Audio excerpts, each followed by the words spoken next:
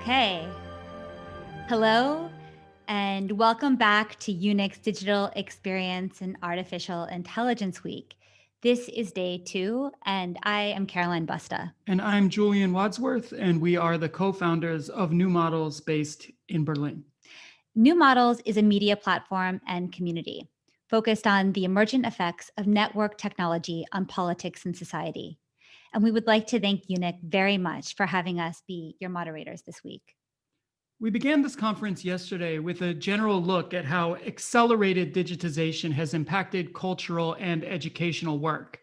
We heard from Superlab co-founder Elisa Lindiger, who called our attention to the massive loss of public space we are all experiencing as we are increasingly reliant on meeting each other via privately owned platforms, and to the potential of cultural institutes to be stewards of a new cultural commons. Scholar Natalia Grincheva then shared with us her museum soft power map, a tool that uses innovative data processing to help cultural institutions better understand their impact and audience connection on both global and local scales. We then heard from several cultural leaders across the EU, including award-winning producer Sarah Ellis, who is currently working as Director of Digital Development for the Royal Shakespeare Company, Impact Advisor at the Europeana Foundation, Nicole McNeely, Director of Digital Communication at the Instituto Cervantes, Miguel Marañón Ripoll, and the Institut Français Digital Director, Agnès Alfandari, who all shared with us their practical experience these past months, and indeed past years adapting their institution's core missions to the digital ecosystems that we all increasingly inhabit.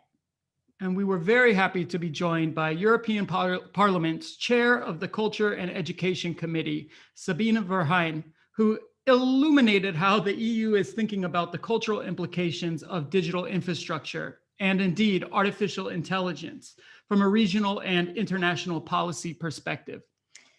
This material was synthesized in the afternoon workshop through the lens of EUNIC's own study on digital practices in response to COVID-19, which was presented by Sarah Arkash, the head of digital creation for the Institut Français. And so here we are on day 2, where we will go from reflections on how the accelerated digital shift is already visibly reshaping our work and our thinking, and we'll now focus on the field of artificial intelligence, acknowledging that behind all of our digital activity, hidden in the figurative black box of everyday tech, there is machine learning and algorithmic influencing always at work. Some attending this conference may already be very familiar with machine learning and what's called artificial intelligence. Perhaps others less so, but we've all likely encountered the doomsday clickbait articles warning us about the coming age of sentient technology in vague philosophical and apocalyptic terms. Many may also have heard about the use of AI in the creative space, AI, GPT-3 writing think pieces, artists using machine learning to make art, AI using machine learning to write think pieces about artists making art. These terms, their differences and their potentials will all be outlined today. And the truth is, they're likely to seem both a bit more mundane than those doomsday clickbait think pieces, and more important to our present and future than you might think.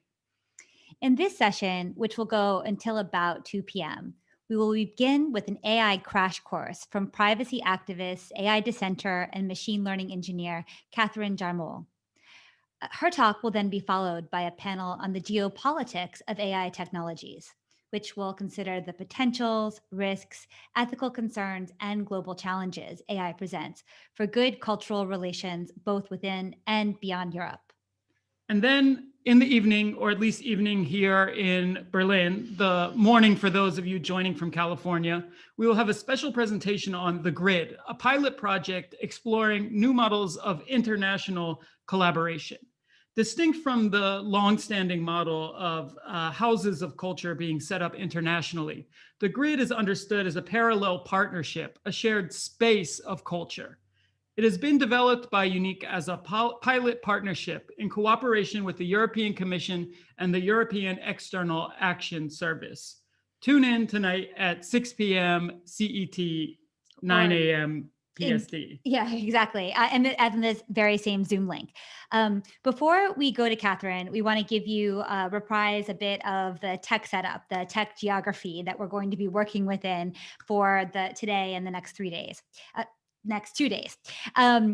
You're tuning in now either on Zoom Live or you're watching via YouTube or Facebook. All these are great. If you want to participate with the Q&A, it is best for you to be logged into Zoom. And if you look down at the bottom of your screen, you should see an icon that says Q&A, or else it will have 2 speaking heads, depending on what version you're using. Simply open that interface and type your question and we will see it. We encourage you to write questions and comments continuously. You need not wait till the speaker finished speaking. You can simply ask your question and then we will sift through and try to ask the ones most germane to the discussion. Should we also talk about There's Wonder? also a shared space we'll be using called wonder.me, but we'll give you more details about that towards the end. But it's an excellent platform in which to meet new people, share ideas, have discussions with some of the speakers. It sort of acts as the coffee lounge, so to speak, of this online conference. But we'll show you how to use that more. Of course, as we've all learned the past 6 or 9 months now, it's very important to forge your own digital pathways. So do start WhatsApp groups with your colleagues in other cities. Do use shared documents continuously throughout this panel. And we'd also like to know any platforms that you're using that you think should be on our radar. Please also include those in the chat, include those in the questions. This should be as interactive as you want it to be. Before we go on, 2 more things. If you are using, well, I guess we can talk about the Wonder stuff later. Yeah. But let's also just give a moment of credit and say that a big thank you to Gita Schock from EUNIC, who provided the context and created the concept for this event. The curation and production has been done by Jeanette Neustadt of the Goethe Institute. Technical production is by Pedro Jardim from New Kin Co. Animations and technical support from Tim Novikov. The graphic design that you see on the site is by Amelie Bacher and Atelier Brenda. And the coordination is by Lina Kirazoviate and Giacomo Corongio. I hope that's right, Giacomo, and Robert Kieft. We're Caroline Busta. Julian Wadsworth. And we are now very happy to introduce you to Catherine Jarmul.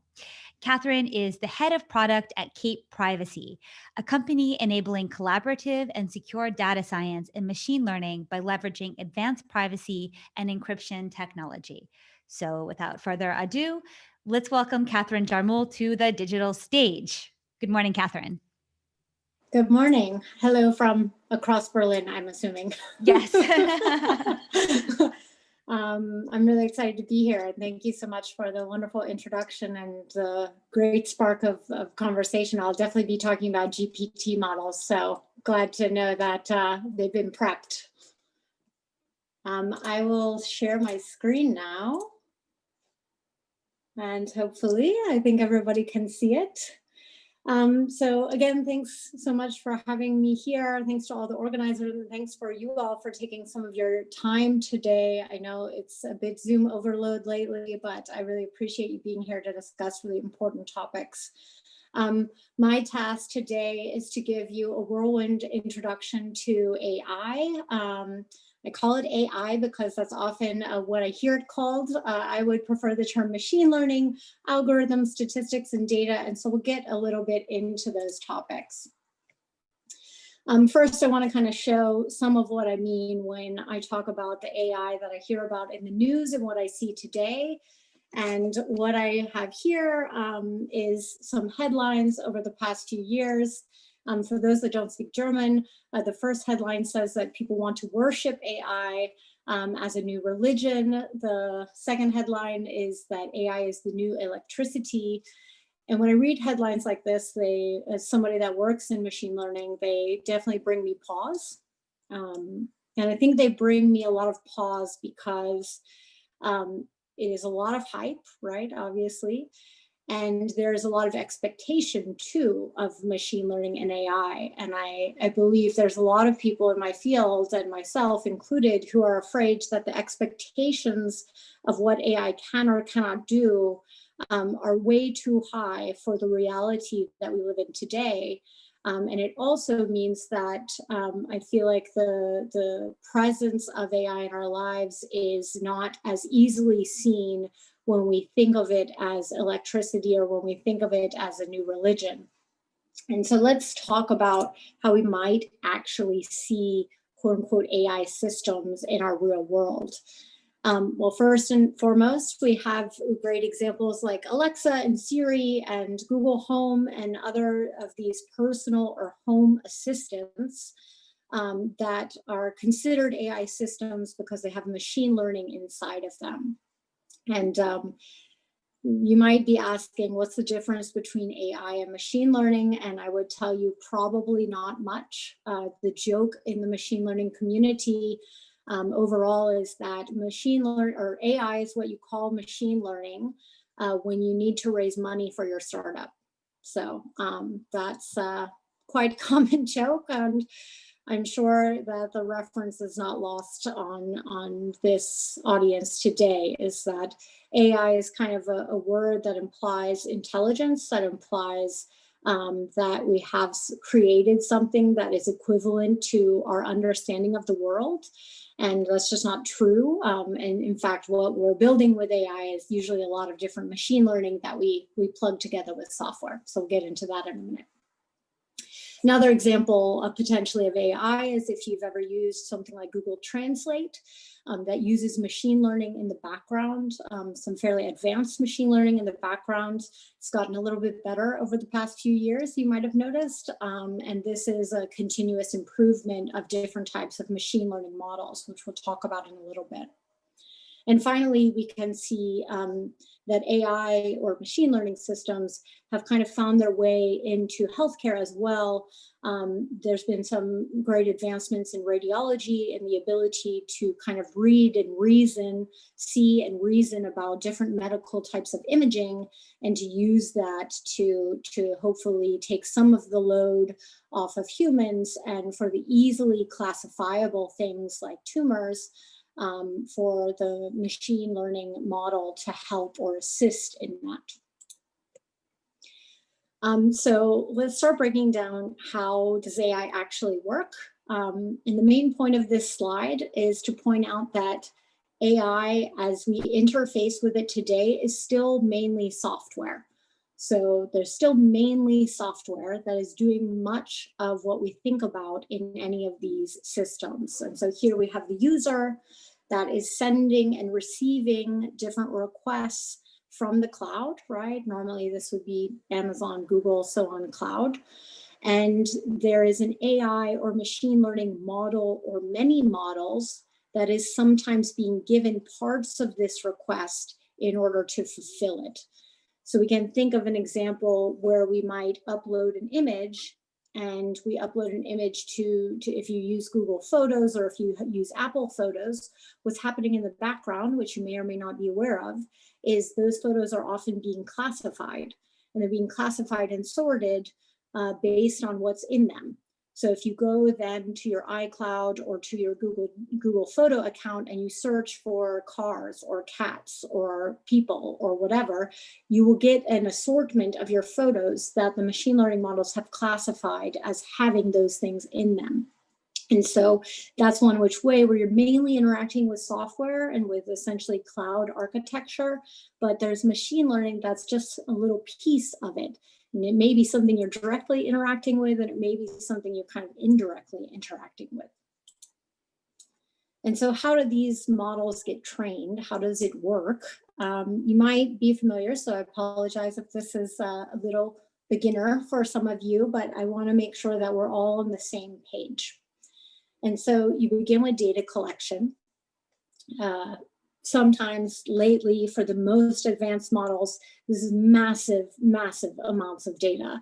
This is all of Flickr that is publicly available, all of Facebook that's publicly available, all text in newspapers, data, Wikipedia, websites, blogs, anything that it can use. And this is some advances in different machine learning models that we have now mean that more and more data makes it better, even if that data can be a little bit, let's say, derivative, or also maybe not exactly the highest quality of what we would want. It still helps.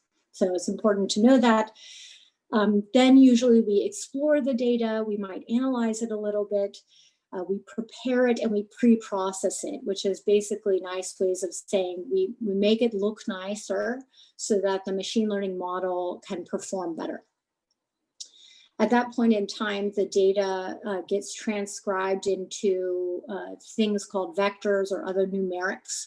So it's important to know that in machine learning, we only deal in numbers and in other mathematical representations of, quote unquote, the real world. And so machine learning cannot just take an image and you can't just shove an image into it. You have to first convert it into a series of numbers that are based on the pixels, for example. And so all of these numbers go into an algorithm that you've selected or a model and an architecture that you've selected. So these can be statistics and probability based. They can be a variety of different types of machine learning algorithms. There's many. And they can even be deep learning algorithms, which also require you to choose an architecture. And this is because there are many different layers of little mini algorithms, you can think of them as. And so when you have a neural network or a deep learning network is what we would more commonly call it now, you are kind of making choices at each of those layers. And for each of those nodes and each of those layers to some degree. And so you're making that selection and then you're training it. And when you're training it, you're showing it all of that data that you've collected and that you've cleaned up. And you're showing it sometimes again and again and again, depending on what type of model you're using, particularly in deep learning. At some point in time, you decide to test it. At that point in time, you're testing for accuracy, or you may be testing for another thing that you want to optimize for. So for example, in medicine, often one would optimize for the lowest number of false positives or something like this. And this is the lowest number of times where I said yes, but I was wrong. For something like cancer diagnosis, you don't want to be telling a bunch of people yes when they don't have cancer. So you might choose different types of things to optimize for. Just give that as an example because it's not only accuracy that we optimize for sometimes. And then finally, at the end, you might have a validation set, which you use to do something called parameter tuning, which is a nice way of saying that there's all these different parameters for either deep learning, but also for shallow learning or for normal machine learning models. And these parameters can be tuned to get a better result. So they're essentially variables that you're trying to set and find the best value for. And then finally, at the end, you might have a few finalists and you choose the model that you think will perform the best or that you want to deploy. At that point in time, you deploy it, and then you have to worry about model health. It's not the health of a model somewhere, it's the actual monitoring of the model in production systems. There's often what we call a decay or a drift over time. And this means that you have to keep collecting more data and update that model over time, which might be a full update or it might just be a fine tuning or a small update. And so that's kind of how the system works overall. And I want to point out that AI is not new at all. AI has been around since the 50s and 60s with the initial developments of some of the approaches that even we use today were made then. Then there's a bit of a quiet period, and then there was advancements kind of in the 70s and 80s. Then there was another quiet period that's often referred to as an AI winter. And then there's a resurgence in the late 2000s, early 2010s, which is most of what kind of allowed AI to break out of the labs and to really become something that a lot of companies and people wanted to use. This was some algorithmic advances, but also some advances just in computer processing power. And so to compare kind of the original views of AI and where we are now, originally the idea was that we could have something called general AI. And the idea was we would just create this like sentient AI that could just learn anything. And it was going to be basically like a human or a child. And we would just show it many, many things and it would learn. It could learn to talk, it could learn to walk, it could learn to speak, it could learn to reason, it could learn to see, all of these things, right? And we're worlds apart from that today. What instead we have is the true advancements that we've made in the past 10 years are that we have better generalization for a particular task. And what I mean by that is we can do quite well at maybe translating from multiple languages into multiple different other languages. We didn't used to be able to do that. We can see different parts of an image and classify them each separately and find out different things that are in the image. We can change the image, change the colors, and see things that we normally couldn't see before. So like correct for night photos and things like this. We can listen to audio waves and transcribe them into text. These are generalizable models, but just for a particular task. You can't take one of those models and do something else with it. So it's important to know. In addition, the original ideas around AI was somewhat inspired by cybernetics, which I've spent a lot of time reading some of the early literature around this. And when you read some of the early cybernetics research, which was really about understanding systems, understanding the human operating system, the brain, how we work, you can see that a lot of folks really thought that AI would end up being an extension of us. Almost even in some cases like a physical extension of us, where we could have a computer eyeball and it would help us see better, something like this. So you can almost think of them as early biohackers.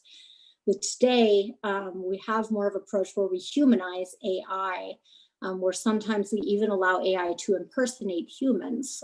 So I'm not sure if folks saw the Google Duplex demo, but this is something like where Google had a personal assistant that could call different restaurants and places for you. And it wasn't known whether it identified itself as a machine learning system or whether it just acted like it was a human. And so this is quite dangerous, right? When we think of humanizing AI, we also can think of the legal risk in that who is to blame if an AI system does something wrong? Who is liable for that? If we humanize the AI system, then we can say the AI system is perhaps liable for that, and not the developers, not the data set, not the companies that are building it. So it's very important to kind of keep an eye on that. I feel like it is a quite slippery slope there. Finally, the original concepts of AI was very interdisciplinary. It was lots of life sciences folks that have a strong background in ethical principles. Of course, there were computer scientists and mathematicians, but they were just a part of the big puzzle. Now it's mainly led solely by mathematics and computer science and other now machine learning departments. As a graduate of computer science, I will tell you that it's ethics light is what you get. You mainly get ethics around not hacking people and things like this, less on how your system and how your work affects the entire society or the world.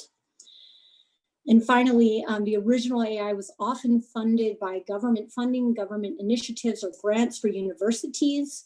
We have that still today, but it really is far from the amount of money and influence from venture capital, which is, of course, trillions of euros per year, as well as large technology companies that have their own, often multiple research and development departments. So it's important to think about the motivations there, and also the outlook. Is the outlook what's going to advance us 30 years from now, or is the outlook what's going to advance us 3 years from now? And so where is AI headed? I was excited to hear GPT announced. What I will say is research continues to advance. There's lots of really exciting things actually within the field.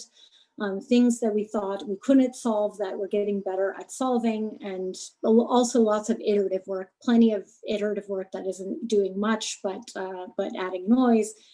That's just how research is sometimes. It's an incredibly hot field. There's lots of people working on it. And one of the fun advances over the past 2 years has been the development of transformer models. This is a special type of deep learning architecture. And that's what fuels what's called GPT-2, which you might have heard about in the news, which is able to produce text, quite advanced text compared to what we could do a few years ago. When they released it, it's from OpenAI. And when we released it, when it was released, sorry, not me. When it was released, it was called too dangerous to release. So they just released the paper. And this sparked a backlash within the community around open and reproducible research. And this was because they said it could be used for spam, for malicious content production, for things like disinformation and misinformation. Since then, they've released GPT-3. Which is even more advanced and is now exclusively licensed to Microsoft. And so we see here the size of the models are increasing very much. And so between GPT-2 and GPT-3, there's many, many more billions of parameters. And that has a lot of effects. One of the effects that it has is that these models, as they get growing larger, are likely memorizing more and more data. We can talk about the privacy implications of that. That's one big concern, obviously, that we have. Another is that when you're feeding that much text, and the text is taken from all over the internet, you're likely to have really problematic stuff there. And so I wanted to share this tweet from Abubakar Abid, who looked into GPT-3 and tried to write many sentences just starting with two Muslims. And I encourage you to go to the tweet and watch the video. And it's two Muslims often get killed, or they kill many other people. And we can see that this is obviously showing some massive biases within the types of text that we can find in English language across the internet. And one of the problems that I think the panelists will speak about today is about the embedded isms, is how I like to refer to them, within the machine learning that we have. And this is racism, sexism, ableism, Eurocentrism, heteronormativism that we can find in machine learning when we train it on massive, massive data sets from the internet.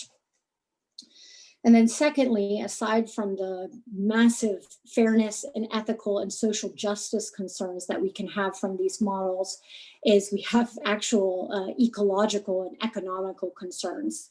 The chart goes beyond the page, but a transformer model with only 213 million, GPT-3 is nearly 180 billion in it's more than 100 times larger. That it's the same as running your car, for the life of the car every day, pretty much, for 6 different cars.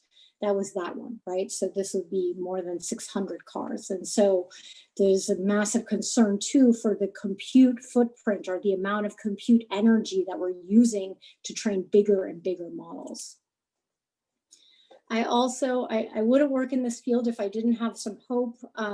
I've been focused exclusively in the past 4 years on privacy in machine learning and ethics within machine learning and the intersection of those two, which I see as quite a lot.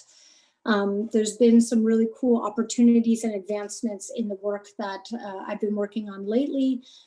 For example, Dr. Morten Dahl, who is a cryptographer and machine learning researcher who I work very closely with in my work at Key Privacy, has been studying and advancing different types of privacy techniques, such as differential privacy, and different types of encryption techniques, such as multi-party computation, that they can be used together within a deep learning system, such that something like what you can see here is possible. The ability for a doctor to remotely diagnose a patient with the patient privately uploading an image. At no point in time is then the model exposed to the patient or the image exposed to the model or the doctor. All of the data is encrypted as it's being used.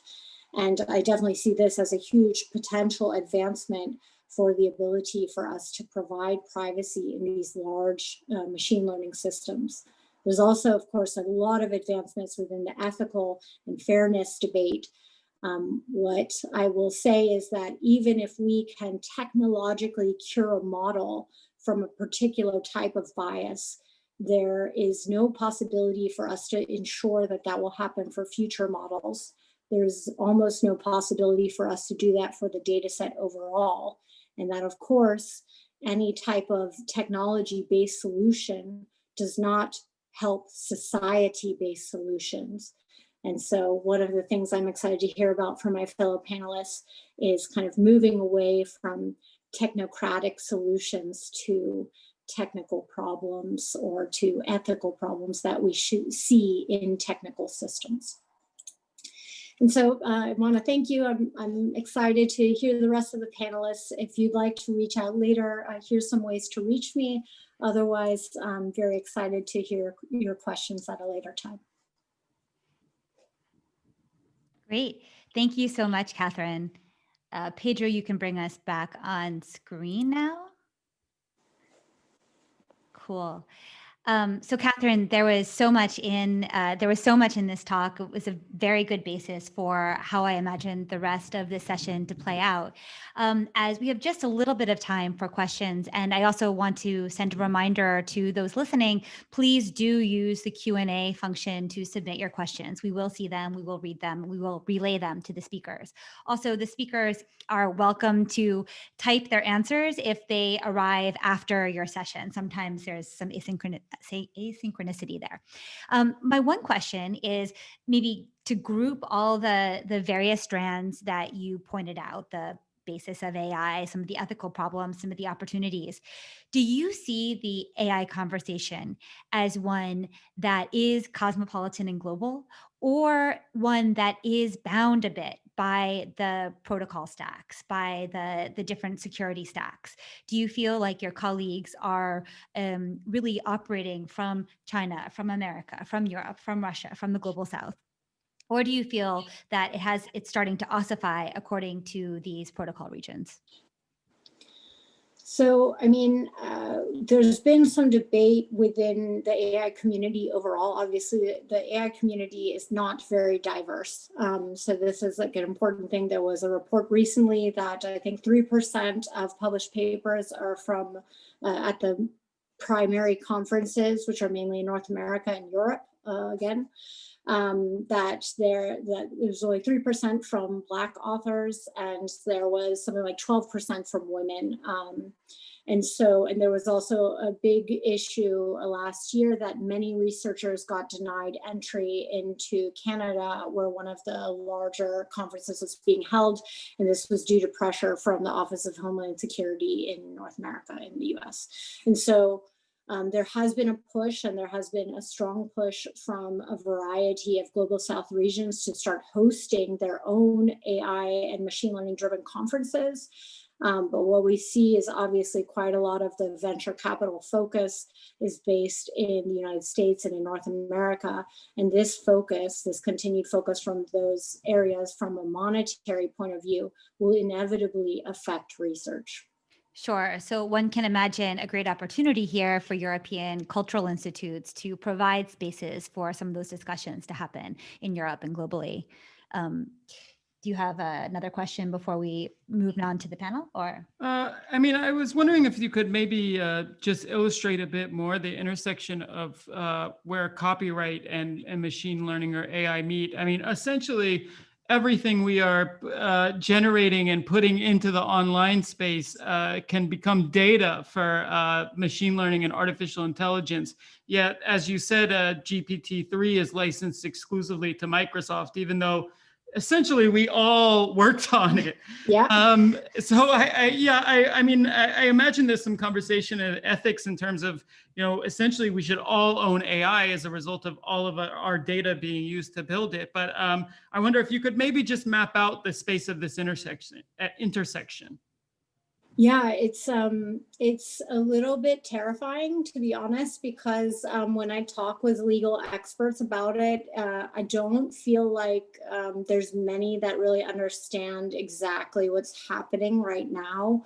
So for that reason, I feel like there's not a lot of ways that the legal field is kind of keeping aware of these new techniques that are being used in terms of data collection and use. And therefore it's like, how could this be fought? So the whole like this person doesn't exist.com, I mean, that's trained on Flickr images, on images of models who should be paid for their work, right? If you're a model and you get paid for photographs of you, you should also be paid for your work via this person does not exist.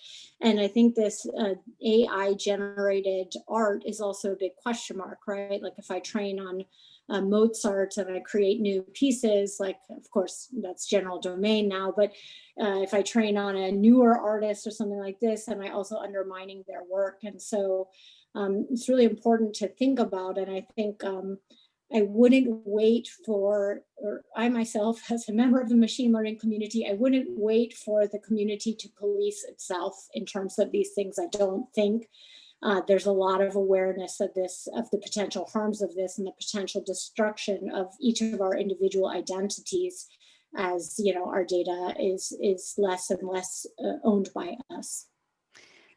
Okay, super. And Catherine, there's one more question, but what I want to do is I want to read it aloud, invite you to answer it in text form, and also have the panelists coming up to keep it in mind, because I think it's something that everybody would be able to answer, but I think we should probably now bring in the other voices. So I'll read the question, we'll sign off, and then we'll bring on the panelists. So the question comes from Hybrid Platform, and it says, what is, from your view, happening to reduce the carbon footprint of AI? I have the impression that it is at this moment only restarting with the ethical issues. So I think you started talking about that a bit at the end of your presentation. Would love to hear further resources, in particular links, and we'll bring the question back up with the panelists as well. So Catherine Jarmul, thank you very much. From Kate Privacy, at Kate Privacy on Twitter, if you want to find out more. Their project is a very interesting one. And maybe if Catherine's schedule is available, we will see her also on Wonder. If not, she's also on Twitter. Thank you so much, Catherine Jarmul. Have a good rest of your day. Ciao. Ciao. Okay, so next we are going to be joined by 3 experts in the field of AI and ethics to discuss the geopolitics of AI technologies, ethical concerns, risks, and global challenges. We are going to speak with co-founder of dataethics.eu, Gry, you're going to tell us, we've heard conflicting, Gry Hasselbach, then the professor of law, ethics, and informatics in the Law School and School of Computer Science at the University of Birmingham, Karen Young. And both Gry and Karen are also members of the European Union's high-level expert group on artificial intelligence. And then thirdly, calling in from San Francisco. And so the middle of the night there, please reward this man for his fortitude. Martin Rauchberger, who is the first Austrian tech ambassador to Silicon Valley and a board member of The Grid, which you will hear much more about in the later session today. So the way we're going to organize this is that we will first ask each of the panelists to speak about the core. Oh, hi, Martin. Wow, middle of the night. Okay, so we will first ask each of the panelists to speak about the core focus of their work, and then we will open the stage to all panelists for a round or two of questions. Let's begin with Gry. And Gry, do you say Gry or Gry? We had a big debate over this. There, I found the button. Gry. Gry. Okay, it's Gry. It is Gry. It is Gry. The Scandinavian version or the Danish version, it's Gry. Gry. Okay. Well, I'm sure we'll butcher that, but it's fine. It's fine. It's fine. So we're speaking to Gry, who is a co-founder of Data Ethics EU, and also a member of the high-level expert group on AI for the EU. We'll hand the digital stage over to you before we then come back to Karen and Martin. We'll see you guys in a little bit. But maybe to start, could you just tell us a bit about the genesis of Data Ethics EU and what circumstances compelled you to first found the initiative, and let people know what it's about? Yes, I can. So Data Ethics EU, we're a think tank, a non-profit think tank that works. We were established in 2015, and we work to kind of support this kind of alternative business movement mostly, but also kind of movement in changing the data practices of creating these kind of data ecosystems and infrastructures, not only for AI, but for the digital technologies in general. So, but in general, so my work is like centered in three areas. I've been working academically and in policy, and also in with advocacy for many years now. But Data Ethics EU, it came out of this kind of moment we probably all remember at the time in 2013, the first kind of time anyone who wasn't a foundation or an original privacy activist or anything, they didn't really discover what was going on until 2013, when Snowden, his revelations came out with this big kind of mass surveillance system, where we had the intertwinement of this kind of state surveillance with a kind of industrial form of surveillance capitalism. And around this time, we kind of started having a popular movement. People were starting to reacting, and they were starting getting nervous and changing their way of doing things. And some original kind of businesses also started around that time, and also in connection with the negotiation of the GDPR, started to kind of address those concerns, and not only as kind of this activist topic, but more as a kind of, this is probably going to be sound business practice. Me and my co-founders, actually originally we wrote a book about this movement, and originally we all worked with this kind of activist environment, and went to these debates where we always had to kind of argue with these business people who were telling us that, you know, privacy is an obstacle to innovation. It's just, you know, you're an old-fashioned dinosaur if you're even concerned with it. You know, in the future, privacy is no longer a social norm. That was the key thing. But we realized that slowly, you know, people were changing. There were a few very smart technology activists who, at that time, they were called activists and they were called tech revolutionaries. Today, they're just called people with good business practices. But they were kind of starting to jump on this movement. And we, of course, as kind of the traditional activists, we were thinking, oh, well, so, you know, there's someone changing these things from the bottom up, people that are changing their practices in terms of how they deal with data ethically, and so we need to support this movement. So that was basically the history of how data ethics started. And that's also what we're doing today. So we've been trying to provide concrete tools for kind of this alternative business movement, but also a movement that is moving into institutions and kind of the more design environment, where you consider data as not only you know, something you can grab as much as you can and exploit it, and then at the same time develop a kind of ecosystem, infringing rights and thriving on exploitation of personal data, but you can actually create data that is both good for business, but also fundamentally good for democracy and people. So we have like a set of principles, and I think, am I talking too much? No, I was just going to ask you to say that, actually. Perfect. Okay, so no, so we do have a set of principles, and basically our principles is We do call them data ethical principles, but they do have a very strong foundation in the fundamental rights framework of Europe, and also in the GDPR. So we do have concerns and thinking of the compliance with the legal framework as a basis. But fundamentally, I think I'm not going to mention all the principles. I think the key principle that I would like to put forward, that kind of where all the principles streams from, is this idea of the human in the center. And there's nothing, everyone is concerned and talking about this right now, but the way we're defining it is that you have the primary interest of the human over others' interests. So when you design a data technology, you'll have or if you are conducting a piece of science where you need the data, you always have to consider first and foremost the primacy of the human being, and not all kinds of other interests in that.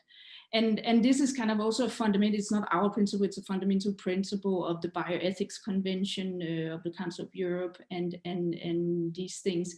So there's clearly a very cultural, maybe a cultural bias of what we're doing. The other thing about this approach is also, now we heard before mentioning the history of AI that comes out of this kind of cybernetic approach, which is basically a very particular understanding of not only what AI and these kind of AI technologies are, or what machines are for us, because when the cybernetic kind of perspective was created, there wasn't anything called AI at that time. But it also says something about who we are as humans. So, when we are creating an AI technology and we're trying to make sense out of a lot of messy human biology and messy human social relations, we also have to cut out some things that are very fundamentally human. That is exactly the unpredictability and the mess of the human biology. And kind of our standpoint is very much saying that there's cases where you can use this pragmatically, but there's also cases and moments where you cannot transfer the human messiness into a data system. And actually there'll be times when we have these kind of quantification and datafication of the human being that has very problematic ethical implications. And those are the kind of the starting points we have to think of. So decisions that are based on classifications that are biased, or decisions that are based on people that are classified according to their postal code rather than who they are, and all these kind of things. So there's a fundamental kind of idea that is also responding to this cybernetic moment of AI. Yes. I'm going to just stay on that. Super. Okay, thank you. That was a very good basis for this human-centered idea of AI, and that maybe when we think about what a particularly European relationship to an AI framework would be, it would put the human at the center. I want to now move to, I think we'll have everybody introduce their projects first, and then to Karen Young, who is professor of law, ethics, and informatics in the Law School and School of Computer Science at the University of Birmingham. Karen, welcome. You look very warm. You can't see my feet. True. You can't see my feet. I have unwarm slippers too. Oh yes, the magic of Zoom. All you need is from the waist up, right? Exactly. I wondered, could you maybe give us a brief outline of what your focus is right now? I think what we'll do is we will keep these introductions relatively brief, just a couple of minutes, so that we can speak more synthetically across all three of your areas of expertise. Sure. So thank you. It's a pleasure to be here. And as I understand, the focus of the panel is what's distinctive about Europe in terms of these ongoing debates about AI and the need for a governance framework in relation to AI. And I guess I came to the general field as someone who had been interested in the governance of emerging technologies more generally. And I guess in the last 10 years, it soon became apparent that computers were taking over the world. So as a result, I started to focus more, and to be perfectly honest, and I'm a bit embarrassed to say this, when the internet first came out, I just couldn't get that excited. It was just about chat. You could chat to somebody remotely, and that was nice. and it was certainly cheaper than a phone call, but not that exciting. And then we have the data explosion, we have advances in machine learning, and basically digital technologies are starting to do some really cool and very powerful things, and they're starting to change the world, and this transformation has happened really incredibly rapidly. And I guess one of the things that I've observed in the last few years is originally Silicon Valley and the tech industry portrayed themselves as something, as Morozov puts it, equivalent to kind of global charities, that they were all working to make the world a better place, and hey, let's all celebrate. So it was a very singular focus on all the fantastic, convenient, efficient stuff that these machine learning technologies would enable us to do. And it was really easy to get excited about the potential here. And only slowly did we start to see that maybe all the glitters is not gold. And the Snowden revelations were quite important in demonstrating just how seriously our privacy could be compromised. But increasingly, in particular, in terms of social media content and content distribution, and how that has affected social practice and the public sphere, and then of course the way in which it has potentially undermined democratic processes, we've become much more aware of the adverse impacts that AI applications can have, many of which are unintentional, but nonetheless, because they can operate rapidly and at scale, they present really challenging, serious social problems that we are still in the midst of grappling with. So at the moment, there is a lot of ongoing discussion at the policy level, at the national, regional, and international level about how do we govern these technologies responsibly. So the debate has moved on from whether we should do anything, and initially the tech industry was very resistant, saying, no, you'll ruin innovation, we're all just pure creativity and great stuff, to kind of conceding that maybe some constraints might be appropriate. And so there is still, however, everything to play for. Is intensely political debate between those who have a lot to lose if there are any restrictions on their freedom to do as they please. But at the same time, we see very foundational institutions of democratic, free, human rights respecting societies also at stake. So this is still ongoing. I'm really fascinated by Catherine's introduction to where the state of the art is, and I wasn't aware of some of the challenges which the latest technologies are posing to questions about data as a resource, as a common resource, rather than something that is owned personally and can be monetized. So much of the discussion about data governance is, oh, if we just allow you to own your data and get paid micropayments, we'll solve the problems. No, much more complicated than that.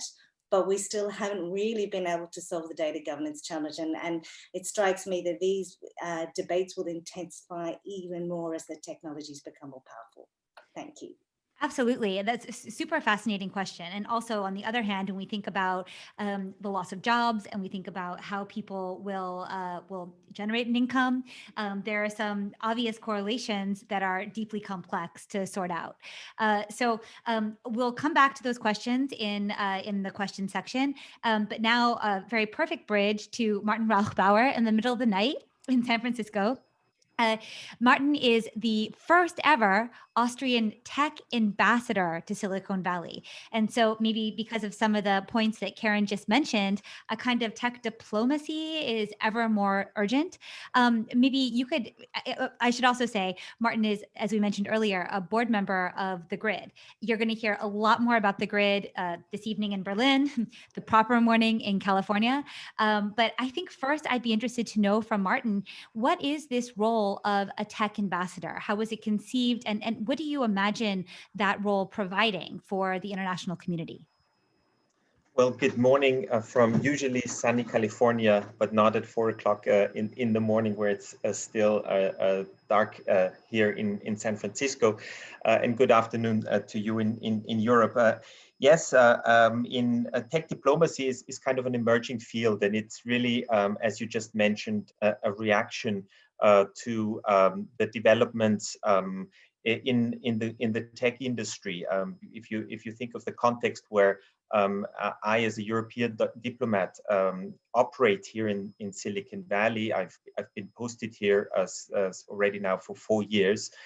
There's been exactly this kind of change that Karen outlined before. So Silicon Valley was really when I came here in 2016, all about we are going to change the world, and certainly governments are not to interfere. The big mantra of Silicon Valley was about self-regulation, and this changed very dramatically when the global tech industry encountered many of the differences. I think one of the watershed years was clearly 2 years ago, if we just think of the Cambridge Analytica scandal that broke out, and a CEO of Facebook had to face a lot of critical questions of lawmakers, both in the United States and in Europe. And increasingly, even the big internet platforms come to governments and ask them almost to be regulated, because so many of the problems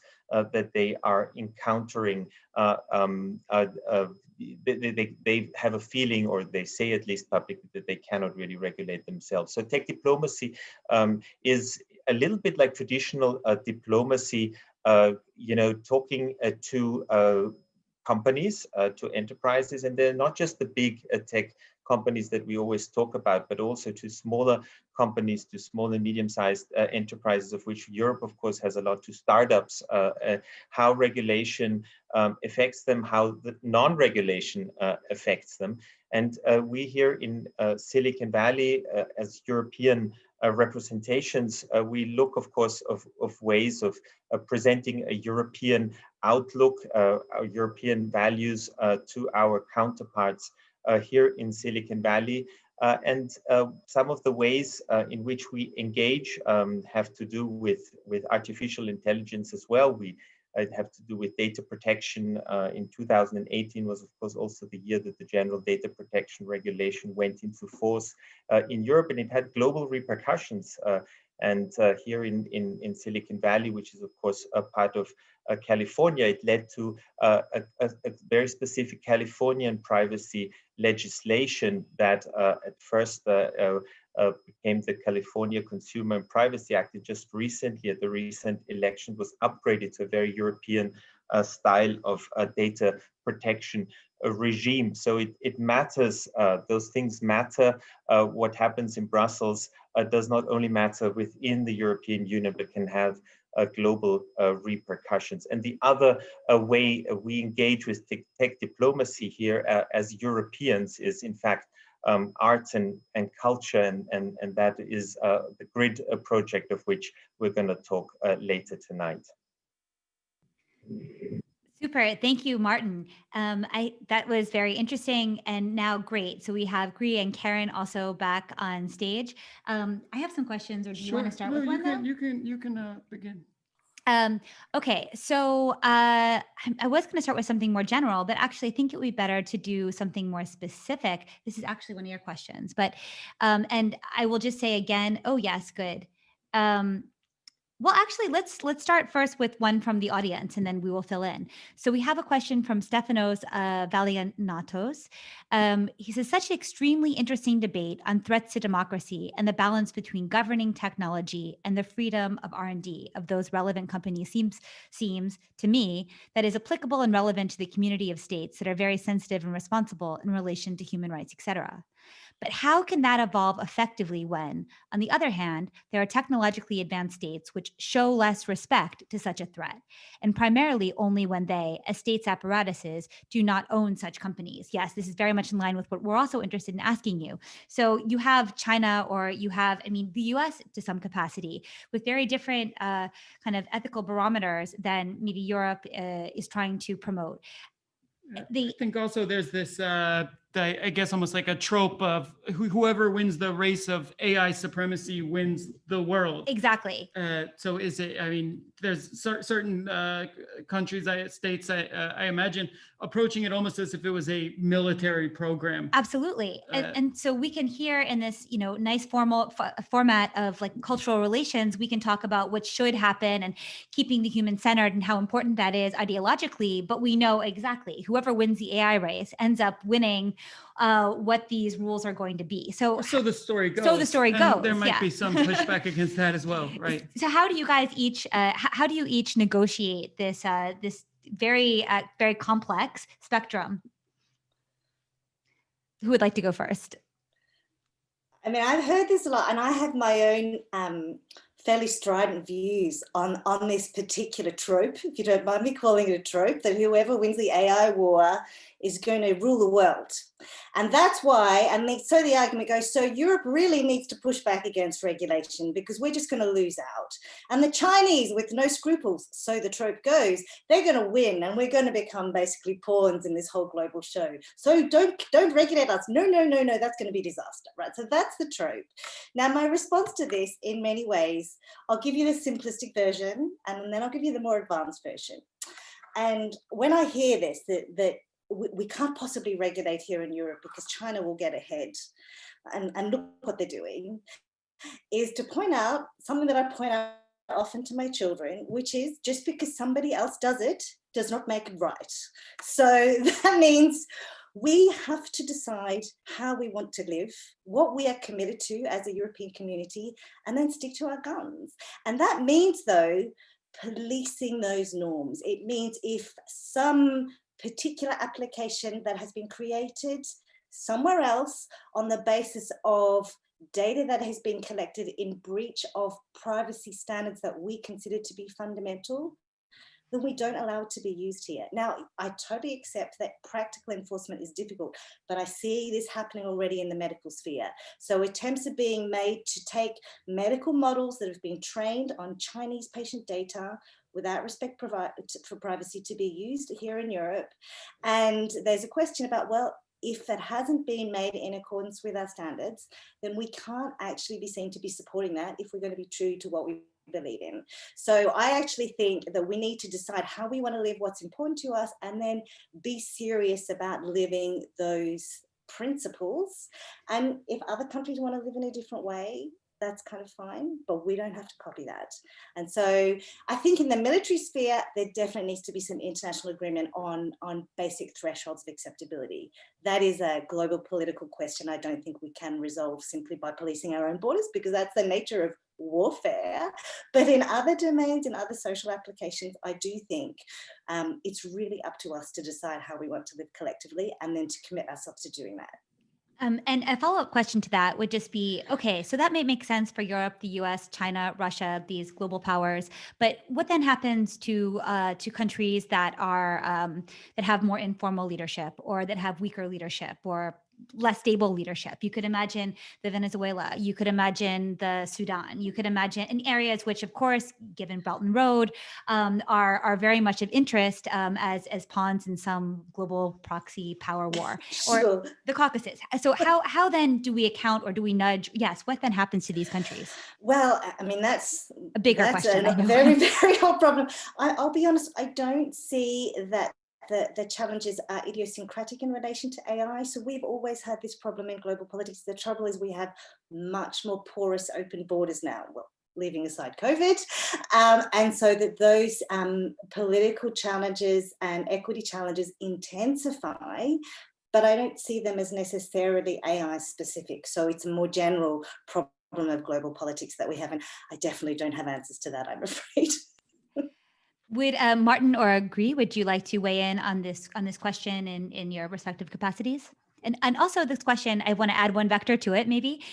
So then what happens to the cosmopolitan tech entrepreneur or the student who wants to study in Shenzhen and also San Francisco and maybe has a base in Paris? What happens to these global figures that were so prized in the early aughts as we had this millennial aspirations of global unity? Well, that's a very good question. In fact, we have I've met actually quite a number of these aspirational kind of entrepreneurs.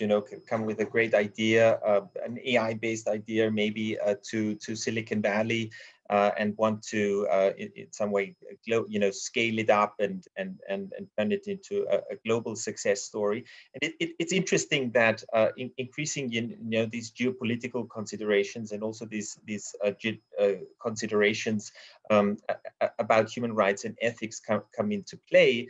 That even small companies that have a product that relies on machine learning and artificial intelligence have to very carefully think of to whom they are actually selling and marketing their their services and products, because this has, of course, also implications for them and their future growth. I entirely agree with Karen that this kind of simplistic view of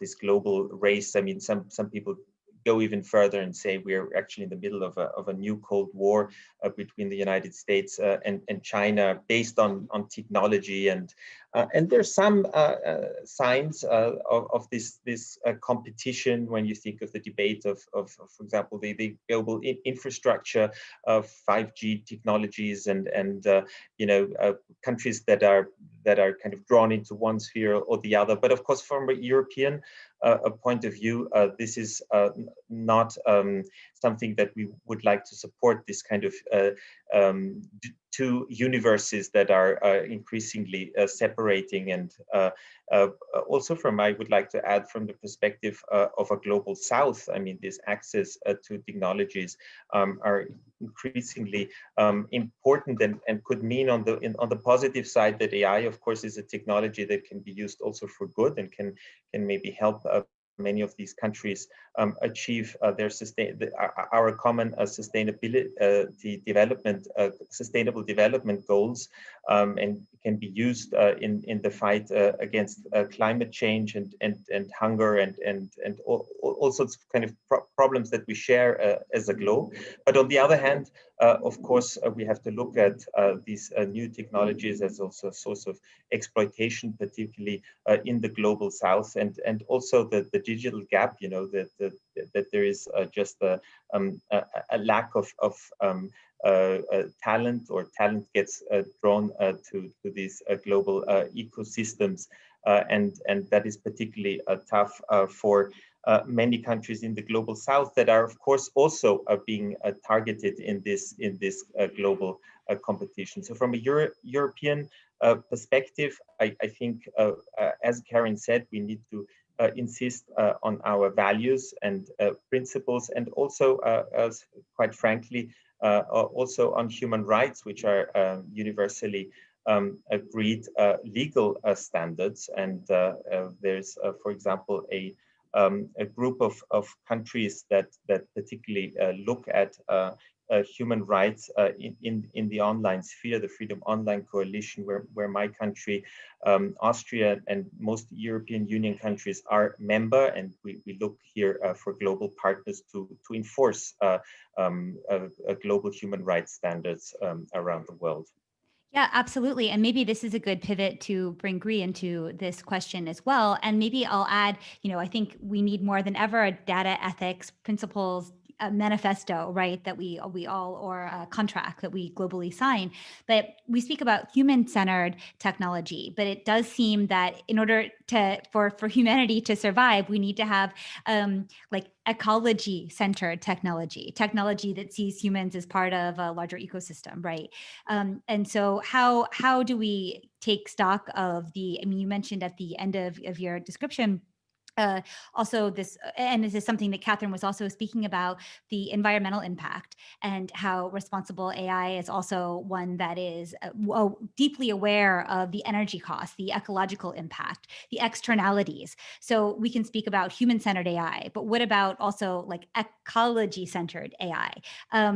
So how can we speak about that in terms of writing global rules? We know that maybe China will have different ethical principles, especially in their expansionism into Africa and into some of these weaker global South countries.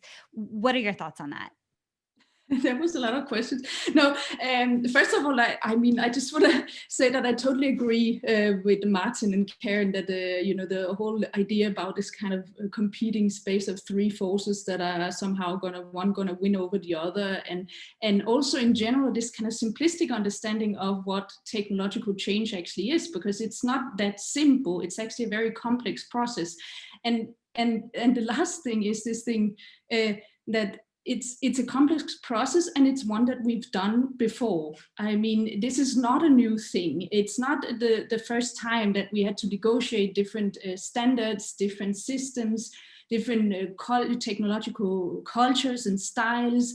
and kind of get them into a system. Someone mentioned, I don't even remember who it was that mentioned in the beginning, the electricity system, that we had the university electricity system, that somehow we managed to merge these different styles of doing different kinds of science and technology around that, and getting a governance system around it that somehow makes a global space that is interoperable and that we can work together, and at the same time also somehow not only respects people but also the planet.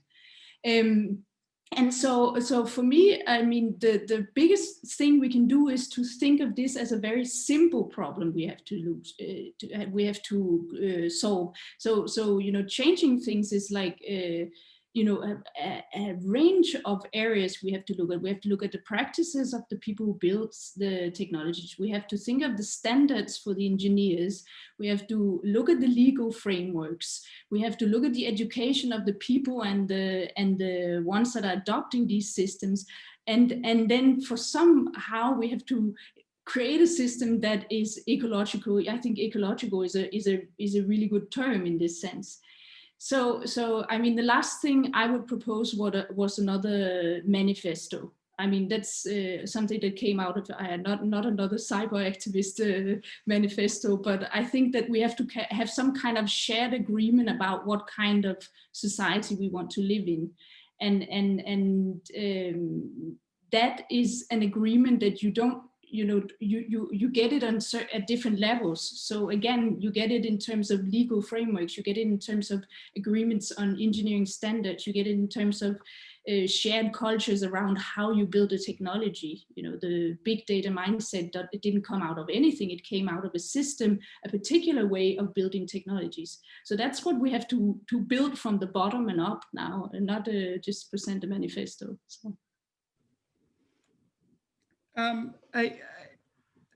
There's a thread that Gry also you spoke about towards the end of your introductory talk, and it's really about this sort of core idea that everything in human behavior and the world can be modeled in a sort of perfectly predictive or deterministic way. I mean, this is a long-term project going back to cybernetics and the development of behavioral psychology. I mean, there's Project Cybersyn in Chile in the 70s, I believe. OGAS in the Soviet Union, they attempt to build a sort of centralized proto-internet deterministic economic command and control center. I don't believe these projects really worked.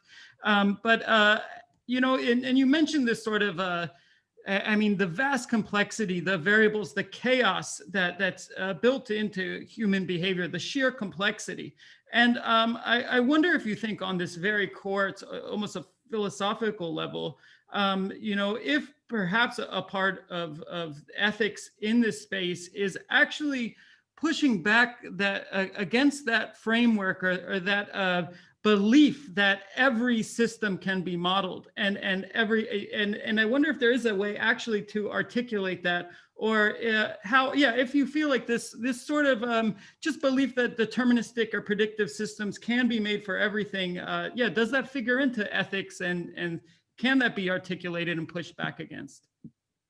Yes, and in very practical terms. I mean, there's kind of two strands. If to then make things a little bit simplistic, we have two ways of kind of two philosophical strands in this. One is this where we are asking for human control and human command that is translated in different kind of processes, also even down to the idea of when you train the data and you collect data, and how much involvement do you have of the people training the systems or the people designing the systems, and then the other end, how much involvement and command do you have of the person that is actually using the system and exposed to the system. So there's a very practical side of this.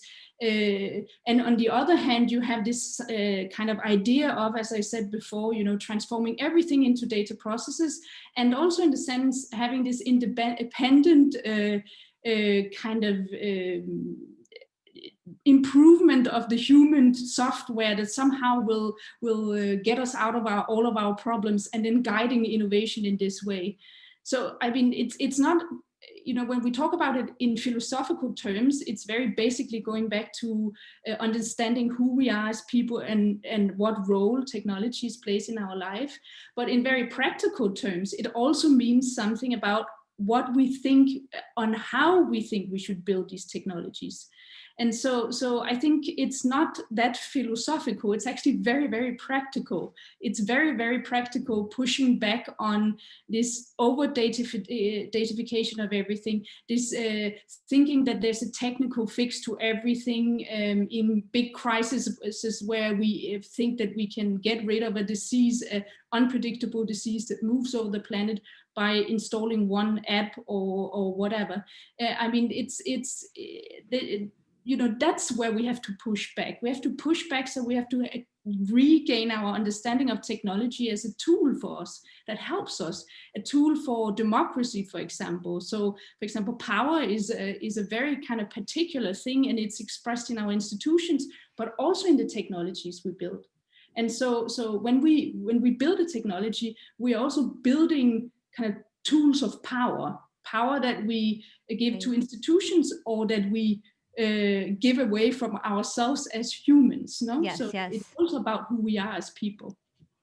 Yeah. Does Karen or Martin have thoughts also on this sort of? Or could see Karen jumping in here. I don't know. I was also though Martin would be interested to hear your take. Man, I'll defer to you because I've had a go. All right. Well, I also was inspired by another thing Gree said about that we as a society, we need to kind of decide of, what kind of society we want to live on rather than have technology kind of lead the way and create the kind of society that we might not want to live in. And I think that is, since we are here in a gathering of cultural institutes, I think that is actually a nice opening for artists and philosophers and thinkers and humanists in really defining the terms of our contemporary world, of our contemporary culture. I think artists and thinkers can play an incredibly valuable role, and we've seen it in our a grid project where we've created the motto that you see behind me, that art powers technology, that we actually have this attempt to bring artists into not just the tech companies, but actually into the R&D labs, when these new products and these new services are designed, that we bring in artists, that we bring in philosophers, and often to the surprising results and surprising to the technologies, that it is not just about, telling, moralizing and telling technologies how bad they are, but in some way expanding the imagination of what is actually possible. Because sometimes if you look into an R&D lab of a big tech company, where the individual technologist is just a very tiny wheel, in the big machinery, and the big machinery really is about a business model that is very inflexible and very kind of driven by this techno utilitarian mindset. The technology is actually quite happy when they are being able to talk to people about what the implications are, sometimes unintended implications, but also the possibility and the potential of that is. So I think I think artists and also representatives of the humanities are actually very, very crucial in defining that kind of space and that kind of society we want to live in. I mean, definitely, I think that's super important. And tomorrow, in fact, we will have a whole day that's dedicated to how AI is affecting and also impacting, but also the confluence between artists and education and AI and this digital shift. But one thing that I think does happen so often in these kinds of conversations is this idea that, okay, if we bring in artists and if we bring in philosophers, well, then it's going to be fine. And things are going to look more beautiful and the ideas behind them are going to be more just somehow. And there are two problems with that, which we will get into tomorrow. This is just a provocation of course, you're welcome to also respond. oftentimes artists get put in the savior role, which of course is totally counter, it's like antithetical to the role that artists usually are. They are provokers. They are ones who maybe they destroy the systems in order to make better systems. I know that's part of like the Silicon Valley ethics. But I also think that what we've seen in the past 20 years is actually artists and musicians losing their livelihoods due to these systems, and the value systems that these new platforms they do not include remuneration for the artist. And now, of course, it's more complicated because, you know, art is always this thing that's like, it's very difficult to value, and it's valued due to popular traction and who interacts with it. And there's this whole complex, you know, wetware problem of valuing art where it's very irrational. It's based in chaos. And so I really push back a little bit on just saying, okay, yes, we bring in artists, we bring in philosophers, and therefore it's all fine. I'm not suggesting that you were saying that. I think that's just something that you sometimes hear in Silicon Valley. Well, our solution is look at our artist in residence. This person is making sure that we're okay. And it's a more complex problem than that. Anyway, I just want to insert that, but I also do, maybe you have a response, but also I know Karen too, whoever would like to speak next in response. I just wanted to insert that one qualification. No, just to quick response. Absolutely, you're absolutely right. First of all, artists are artists and don't like to be and shouldn't be instrumentalized for whatever purpose. Also not for the purpose of saving us from whatever perils technology has in store for us. But I think what is definitely true from a Silicon Valley perspective is not so much only concerning artists, but in general, that is a very, very narrow focus on what these new technologies are meant for. And I think I brought in artists just as a pars pro toto of that. Society is much broader. The aspirations and the goals of society are much broader, and therefore we need to broaden. You know, when we talk about human-centered, and really talking about our needs and our aspirations as human beings, and therefore artists or thinkers, but also, you know, members of society in general, of all different aspects of society, need to be brought into the early stages of these design processes, and not when already we are confronted with the consequences. Absolutely. Yes. I think that's a great way of saying it. And again, to bring back in something we were saying yesterday, the original idea of techne is simply this extension of what the human desires. So it is always good to have a very plural set of humans who are expressing their desires when we're setting up these new systems. So yes, absolutely agree. Maybe Karen, do you have thoughts also that you'd like to share here? I have to confess, I haven't given an enormous amount of thought to the cultural implications in terms of artists and creative providers. But one of the things that I have been struck by the way in which, you know, artists' lives have been jeopardized by the rise of platform power, basically, and the capacity to scale the delivery of content, of creative content, in ways that basically cut the creator out of the process or cut them a very tiny share. And a lot of this is basically problems with the combined effect of the power of platform technologies together with capitalism and the instrumentalization of data in ways that doesn't really fully capture what it is that's valuable to us.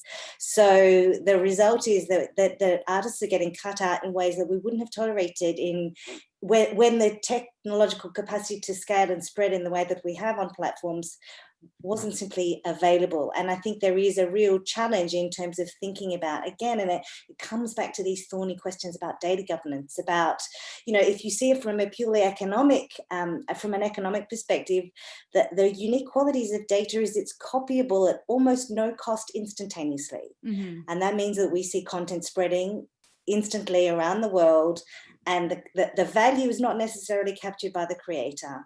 And that is seriously problematic in the ways that you've already drawn attention to. We still haven't really wrestled with that one. So I think that's another one to put in the challenges of data governance problems that are looming really large, I think, in the present situation. Absolutely. And also what kind of cultural institutions we set up to then take care of this culture that's being created. As a provocation, the sound for this program is also an AI generated sound, right? Of course, we had to do that thanks to Tim, who did help with our production. But yes, I mean, what is an institution? If it's is it only supporting the human creators? Is it somehow creating a space for this AI kind of production? And this is a question that we'll also be addressing tomorrow. But it does make us wonder what those institutions are.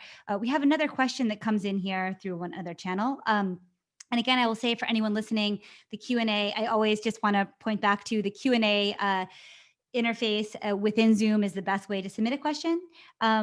But so someone says, I am still interested in the role of the Global South here. And so maybe, let's see. Although it is, they do They give qualify. the caveat, qualify that I know it's difficult for Europeans to talk on behalf of the Global South, but I mean, I think maybe in terms of digital colonialism, there is a question here. I mean, and maybe does Europe feel somehow digitally colonized by American platforms, for instance? Has there been a shift in roles?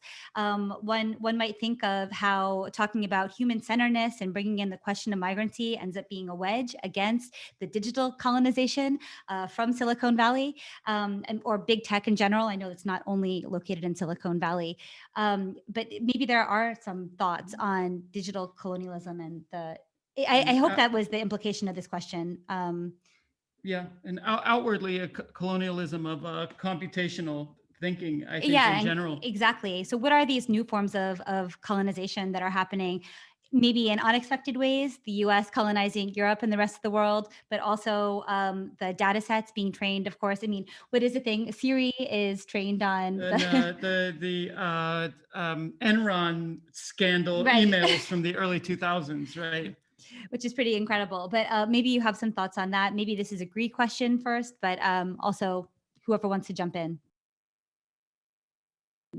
Yeah, it's a big, very, very big question. I actually don't know how to answer it. But I mean, in general, I think the way we have to look at it is, I think the term colonialism is a kind of good term, because it implies that it's not only, you know, a material space being occupied, but also this kind of cultural space of meanings and the way we do things and the kind of unsaid habits we have. And of course, I mean, if we want to think about, you know, how this the kind of the digital space, but which is generally also socio-technical in many ways, so it's embedded in our cultures and environments, then we have had a dominance of a very particular way of doing things, and a kind of colonialism that has kind of expanded into the very innovative practices of doing things. So this thing of, as we talked about before, moving fast, breaking things, collecting data until you drop. And I mean, I remember it very, very clearly from the early days when I used to try to convince people at tech conferences that, as I said before, that privacy, for example, is a good idea, that there was this kind of mindset and this, I mean, the space was colonized by this obsession with, we have to collect all data, we have to digitalize everything. Also in my own environment, coming from actually a Scandinavian state where they were totally up for the digitalization of every single service, every single agency, and where we would have, you know, old elderly people or people that couldn't catch up, falling behind. So in that sense, we can talk about a colonialism, but we can also talk about, you know, pushing back on it. And I think there's a positive movement at the moment. Does that kind of answer the question? I'm not sure if I'm answering. I also think the question was more generally where in the map of this conversation does the Global South fit in? The conversational map, in which way is it? I guess in what position does it sit as being influenced or having influence? Or providing value? You mean providing a data set, not providing a data set? Or yeah, I mean, where does it fit in the conversation, in the map of how this AI and machine learning and tech is emerging? What role does it play? Right. Mm-hmm. Maybe Karen wants to, or Martin. Yeah. Sure, so I'm happy to jump in there. I think the Global South is already being pretty significantly drawn in to these geopolitical dynamics that are going on. And one of the things that is often hidden in the whole ideology of seamlessness that is promoted by the tech industry is that we can take the human out of the loop and the machines can do the dirty work. When actually a lot of the dirty work, the mindless dirty work of labeling the cat pictures and distinguishing them from the dog pictures, and in filtering out some filthy content that shouldn't be on platforms, is simply contracted out to people who were paid pittance in the global south. It's just that it's hidden from contemporary Western tastes so that we can pretend to ourselves that machines do this all by themselves. And in fact, they don't, and they can't, because they aren't actually capable of distinguishing in cat and dog pictures until a human has been through and labeled a data set of cat and dog pictures so that the machine then learns, derived from the human insight that has gone into spotting what's a cat and what's a dog and what's content that shouldn't be available for public view and so on and so forth. So there is this kind of what Astrotat calls faux automation. It pretends to be automation, but in fact what's happened is a huge amount of human labor has simply been hidden from view and placed somewhere where it can be done more cheaply with very little, with no attention to labor standards whatsoever. So I think that's a really serious problem, and the rising precariat we see, but then not just in the global south, but this logic of, you know, just-in-time labor to meet supply and demand in this really responsive way is also affecting the way in which we ensure the protection of basic labor standards here in the West as well. So this, I think, is a really disturbing kind of business model that is powering the way in which the technology industry seeks to capitalize on the technology, and it's a kind of inevitable logic of unrestrained capitalism, if you like. So I think that's one way in which the global south is currently implicated. But I also see, at least in anecdotal discussions, that tech sees the global south as the next virgin frontier. So there are a lot of resources there, and there is a lot of money to be made if we can just get in there early, because in fact the legal infrastructure is often very weak. And so everything is up for grabs. And I think this is really troubling. And there needs to be some safeguards to try and push back against, you know, exploiting what one can, because there is no pushback. And I think that's a really serious danger which is facing the global south. But not to deny that, of course, you know, there are many, many problems with being under-resourced, you know, and lacking some critical institutional governance infrastructure that could provide some form of protection against, you know, unjust exploitation. Yeah, you already see many of the devices that people will use in more precarious zones are preloaded with Facebook. And so you access the internet via these platforms. That is your frame for the world.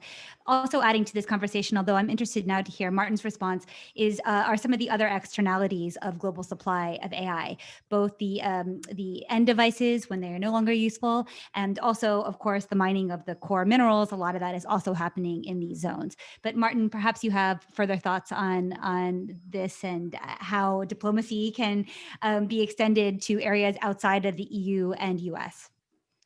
Yes, I think one of the problems you also encounter is that when we talk about colonialism, we usually think of nation states dominating other nation states, and of course in the case of the global tech industry, you also find that our nation states itself sees itself challenged in our democratic institutions, for example, in Europe, but even in the United States, is challenged by some of the developments of global tech platforms. There's been just a recent documentary coming out actually right out of Silicon Valley, The Social Dilemma, that was seen by millions of people on Netflix, really talking about the effects of social media on our societies. It was really a very US centric debate,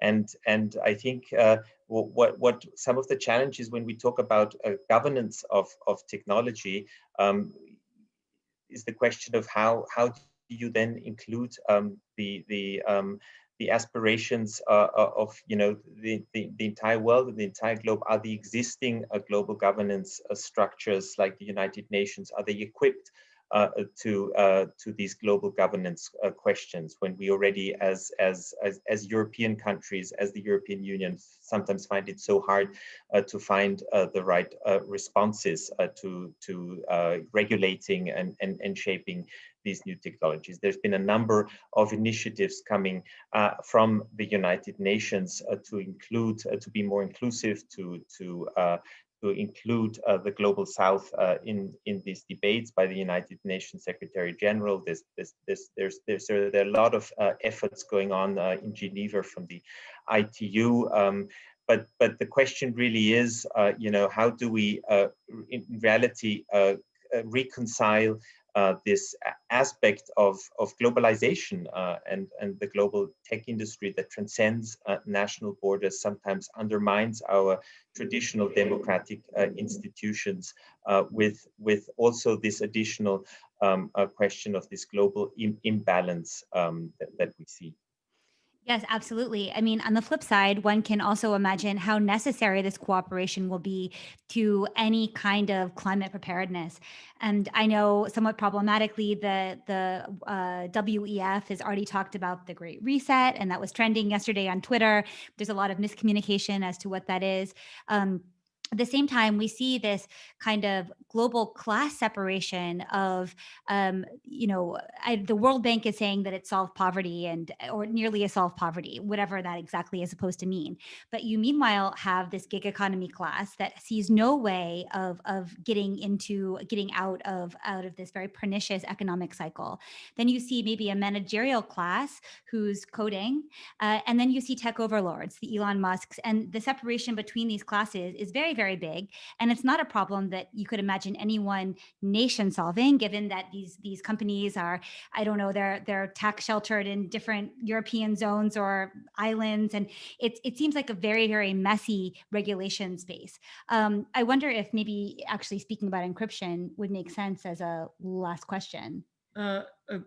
Well, your question's a bit different if you wanted people to respond to that. I guess I meant in terms of like areas of regulation, areas of encryption, there being some kind of common policy, and how very messy that is, given that we have a kind of global governance now by these platforms. Well, they change life on almost the levels of physics or something. They Right. change the way that we live life, Our and rhythms society is organized entirely. Exactly. It's just difficult to regulate something that it has changes on that macro level. Right. I mean, at least in the United States, we know that like the platforms had more influence on the politics and the political outlets than government itself. Yeah. If there was going to, you could respond to that, but I also wanted to mention one thing, which is that I believe there's the EU Council of Ministers is planning on perhaps passing a resolution that would require a sort of backdoor to end-to-end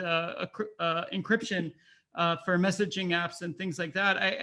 I wonder, what your feelings are on encryption as a right, and if you do think, or do you agree that it's a space that responsible states, if it could even be handled with any sort of absolute, should have a backdoor in certain cases to end-to-end encryption, or if you consider encryption is a right for all?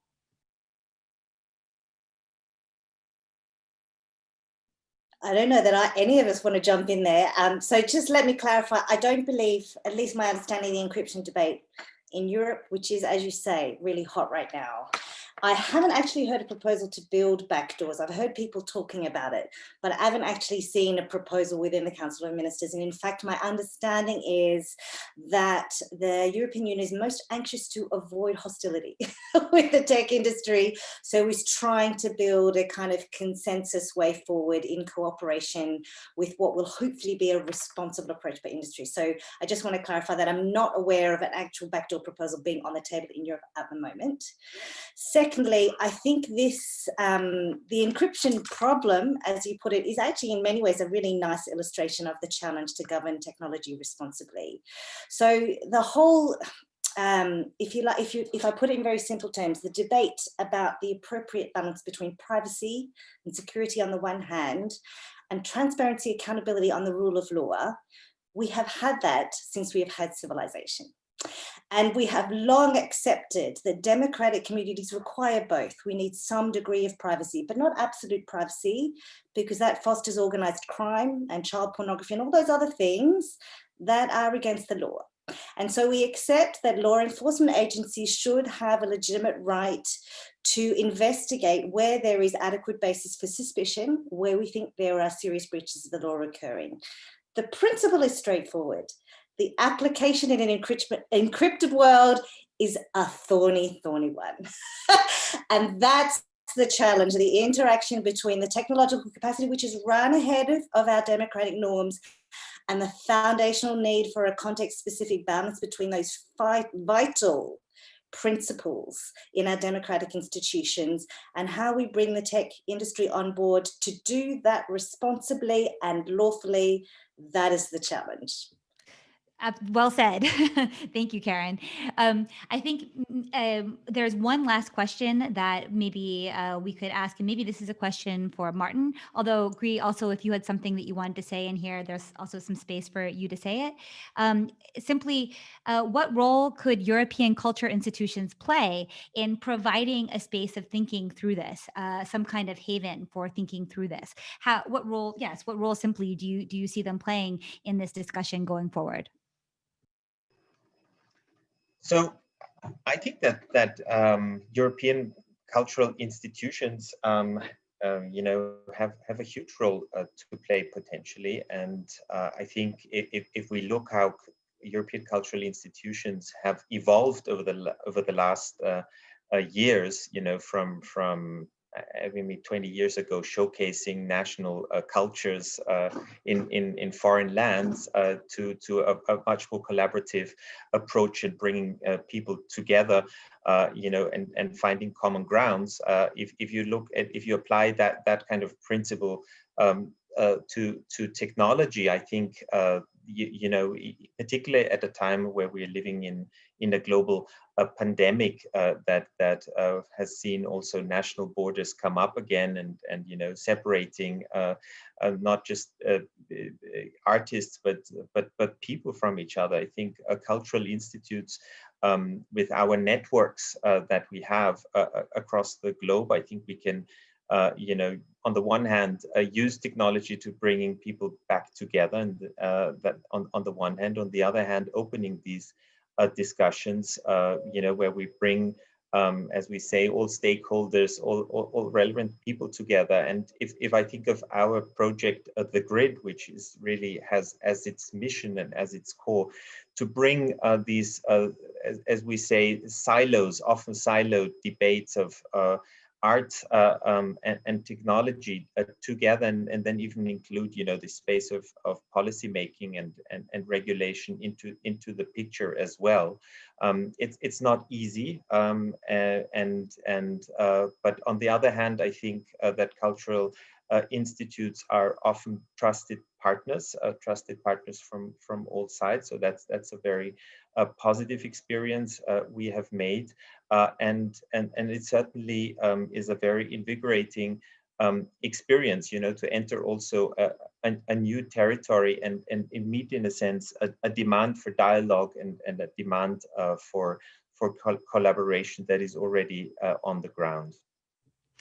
Absolutely. I mean, and it sounds like cultural institutions can be a space, maybe not exactly outside of capitalism, but at least outside of its direct demands for quarterly returns and whatnot, and a relatively non-competitive space to share across these different stacks and corporate spaces.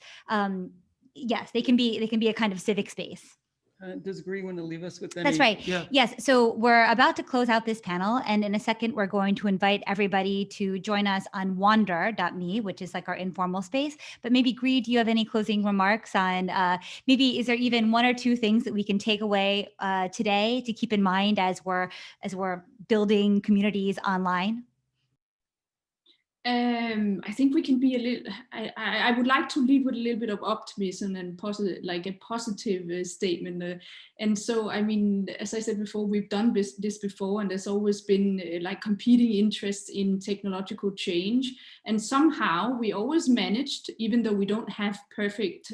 For example, we think about cars and the kind of environment. We don't have perfect cars, and we don't have electric cars on the streets, but we did manage to kind of change from having these big polluting things in the 1970s to having something a little bit different today. And so I think that we are in a positive movement right now where there are the right forces at place.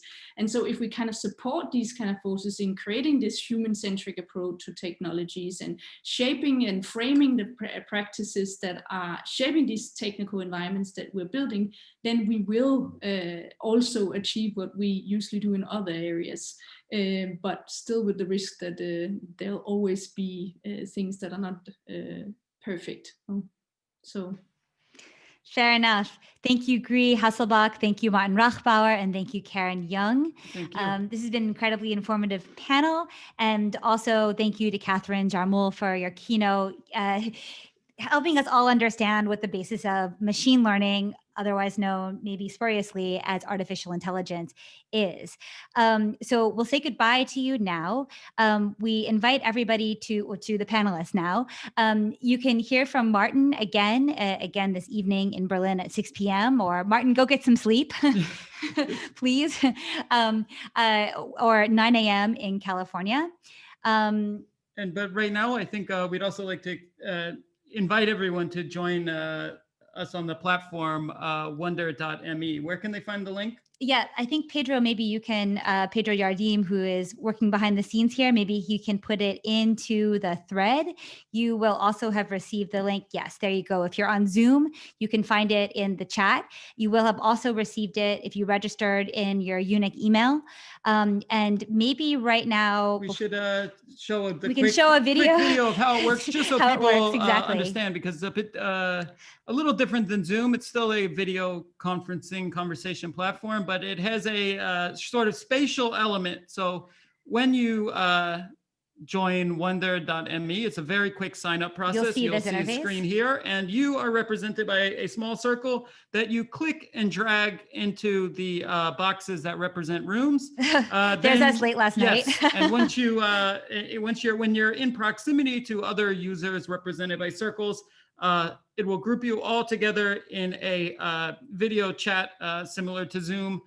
You can click the people button in the upper right hand corner to see all the faces in the room. But because there's so many voices, please mute yourself when you're not speaking and wear headphones. Yes. And so now we're going to migrate over to that space, or sort of out of the main conference stage. Perhaps some of the speakers who you heard from today will also be joining us there, at least for the next 10 minutes or so. So you can like wander over in wonder. I know, wonder. And I keep saying it wrong. And you can ask them questions kind of in person. And meet some new people, join groups, explore around. So yeah, we hope you join us again at 6 for session 4 for a special program from The Grid. It's a platform launched by EUNIC Silicon Valley as one of 6 pilot projects of European Spaces of Culture. One of the questions that will be attempted to be answered this evening is, do artists, technologists, and policymakers share the same reality? Do we mean the same things when we use the terms truth, innovation, technology, and humanism? This is a very big question and one extremely relevant to this moment. We know that all too well as Americans, Yes. And we're looking very forward to hearing some of the responses this evening, starting at 6 p.m. European time, 9 a.m. in California.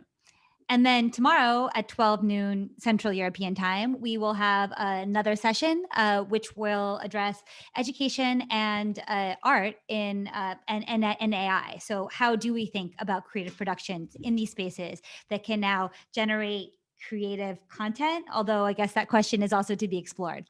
A big thank you again to Gita Jacques from EUNIC, Jeanette Neustadt from the Goethe Institute, and Pedro Yardim of New Kin Co. for putting this all together. We are going to wander over to Wonder. Oh, please stop using that joke. Right now.